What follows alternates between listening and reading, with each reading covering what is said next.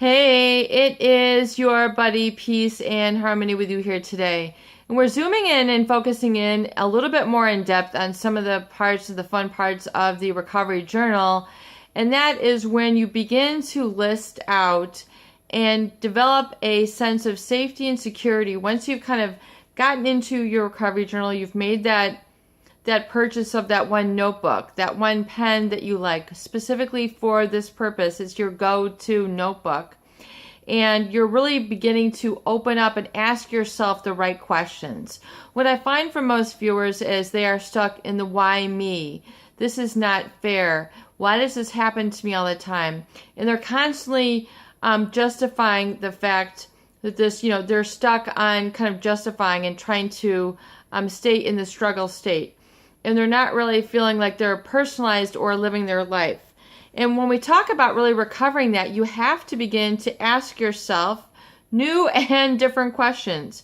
We think 70 to 80 to 90,000 thoughts a day, and about 90% of those are the same thoughts. So if you continue the same thoughts, you're going to reinforce the same emotions, you're going to reinforce the same role, in the same negative feeling, low state of anxiety or social anxiety, stress, depression, low self-esteem, feeling battered, feeling stuck, feeling terrorized, and being, seduced by the wrong things. So when we talk about the I wants in this, you want to uncover the real juice of it. And we have to ask the right questions.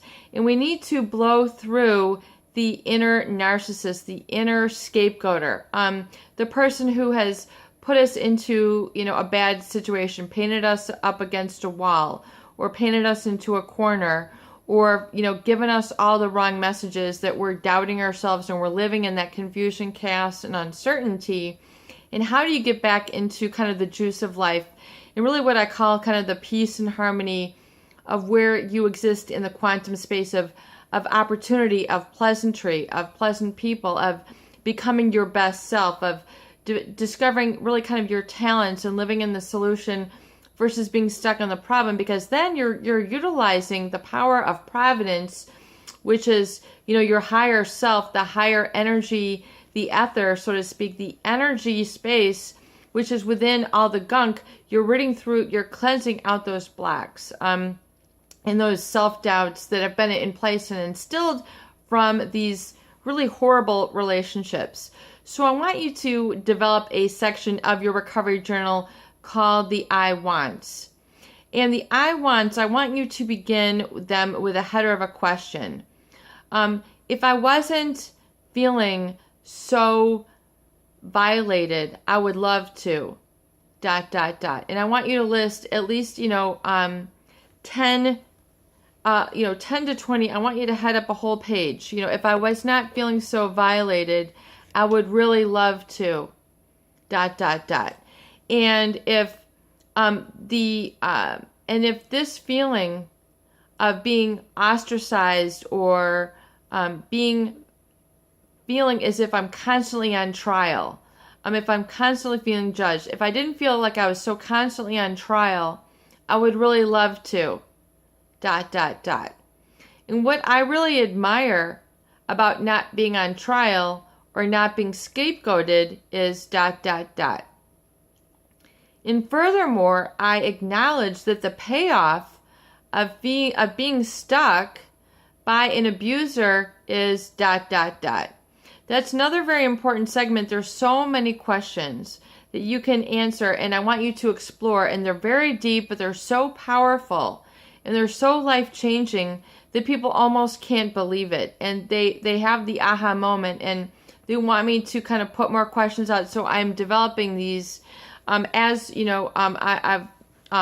developing these, and I'm going to be releasing these not only in videos, but putting together in a book as well as a website page where you can go and keep this organized and kind of have a go-to. So when you kind of need specific areas to spruce up, you can spruce these up. You can kind of revisit those and get yourself back on track. It's not meant to be a place where you stay stuck. And some people say, oh, I'm addicted. It's meant for you to kind of open up and go, aha. So as long as we're on the topic real quick, I want you to understand that oftentimes people have a payoff. There's a payoff with being angry. There's a payoff with blaming others. There's a payoff with having that traumatic bond. Why? Because then you do not have to take responsibility and accountability for your own happiness. In other words, your unhappiness is stuck. You're constantly angry at this person and you think, I'm angry, I'm so angry, this is so unfair. And then you drive around and you're angry, you brush your teeth and you're angry, you're making your dinner, you're in your shower, you're at your job, you're constantly feeling, that this is so unfair, this is so angry, I can't believe this happened. Life is a horrible place, I'm going to do this, I'm going to do that, all these negative feelings begin to then just begin to be connected. It's to that feeling. And so there's a payoff when you reinforce that and you continue what I call negative orderly direction thinking. Negative, it's nod thinking. In other words, you shake your head in disbelief, it's nod thinking, and then you reinforce that and you get a kind of a negative payoff from that. In other words, it keeps you away from your blueprint to a better life. It's keeping you stuck and blaming this person and and then you stay inadequate when you're staying in that energetic space. And some people need to go there, but a lot of people stay stuck there for years and they live their life angry, kind of under the rock of this narcissist controller. So I want you to acknowledge that also, and also recognize, there's another place in your recovery journal. When do I engage in nod thinking? When do I engage in negative orderly direction thinking? When do I refrain from speaking up? When do I engage in the social anxiety? When do I engage in this compulsive spending that stays me in trouble and then I need to get bailed out? Because all these, you'll see, it's keeping you connected to the, of being dependent on another. So it's all intermingled, but it has, various ways of expressing itself in many different formats. So it can keep you dependent or codependent versus being self-validated, where it's just really where your true power and energy is going to come from, so you don't feel so exhausted. So I do want you to become a little bit more intimate and aware of, a lot of people are in disbelief. You're like, I don't get any payoff from being angry. I don't get any payoff from being depressed. It's like crippling my life. So, and it's impacting my health. I'm not able to work. I'm not able to go focus and go to study. I'm not able to do my exercise. All this is sort of, it creates an attachment and a stuck and an inertia and a negative orderly direction thinking. So we need to kind of jostle that through. And really begin to recognize and embrace the fact and forgive and release the fact that there is a payoff to being stuck. In other words, if you're in those valley moments, basically where you're very down and you're down, you don't have to do anything. You don't have to allow life to work for you. You can't meet life where it is. There is a negative payoff. So acknowledging that. And now further realize, then let's just go organically right there. So, if I didn't have such a payoff from being negative, I would really love to ... And if I didn't have such a payoff from feeling angry all the time, now that I have so much more time, I would love to ... And I understand my negative orderly direction thinking feels and looks like a specific way. So you can give it a color, you can give it a name, you can give it a shape. Oftentimes it's very dark, it's very heavy, it's very cumbersome, it's very burdensome. You're looking down, your shoulders are down. You can, feel it in your body. It's where your body is the subconscious mind. So it's keeping you stuck there. So, and realize that if you are not going to engage in that type of thinking and feeling, then you're going to be going into positive orderly direction thinking. You're going to begin to have a little bit lighter, a little bit more energetic. It's going to feel a little bit more pep in your step. Maybe a little bit of a smile, a chuckle. You begin to have a sense of humor. You begin to fill your life and then draw things to your life versus trying to battle it out. you're drawing the positive in, and life will meet you there. Ask life to show you a sign of something positive. Make a selection right now. Life will show it to you.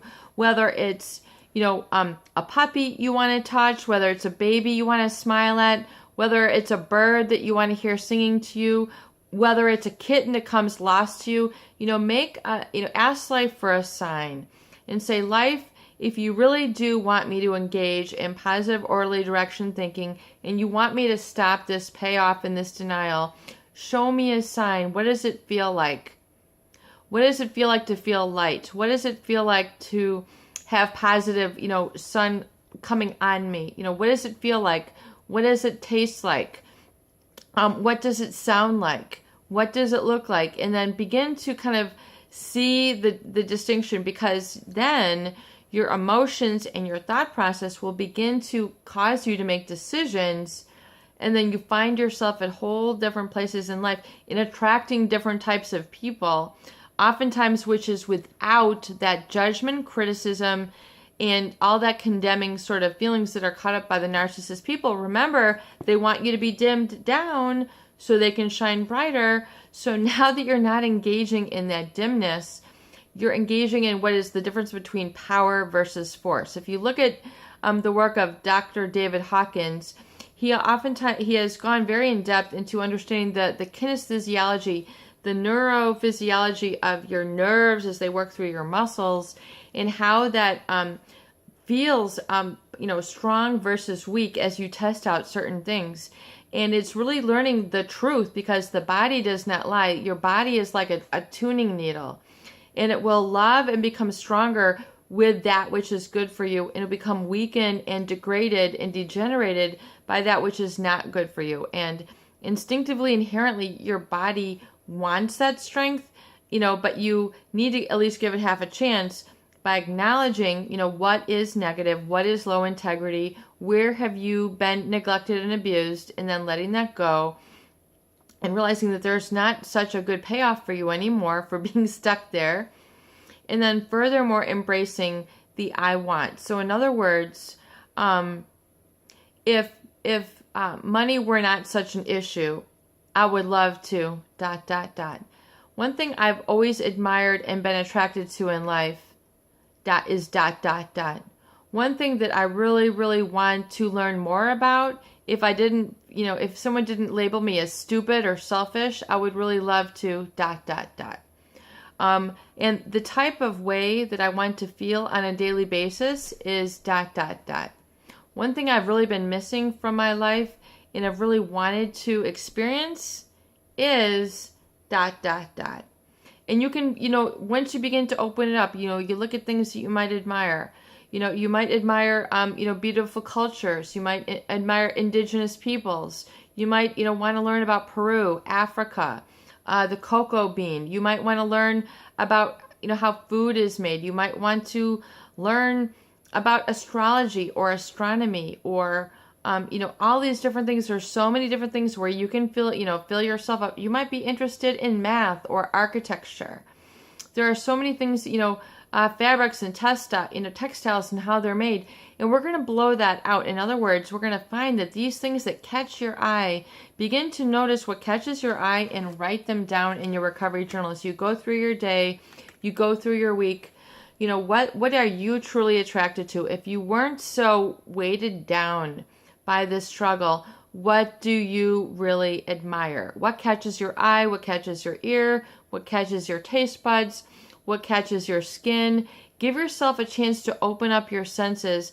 And what I really develop in the recovery journal is learning to resensitize. In other words, really learning to use, the organ of the skin, the organ of the eyes, the hearing modalities, and then all those sensations which you can then begin to develop and then resensitize and re-stimulate your life and really sort of create the basis of neuroplasticity and learning and wiring and firing new neurons so that the old can be dissolved and faded away. Because as you continue to create new neural pathways, you begin to answer these questions and write them down. You're creating new synapses, which is like a neural pathway. So you're strengthening these, and then the other ones are going to begin to fade away.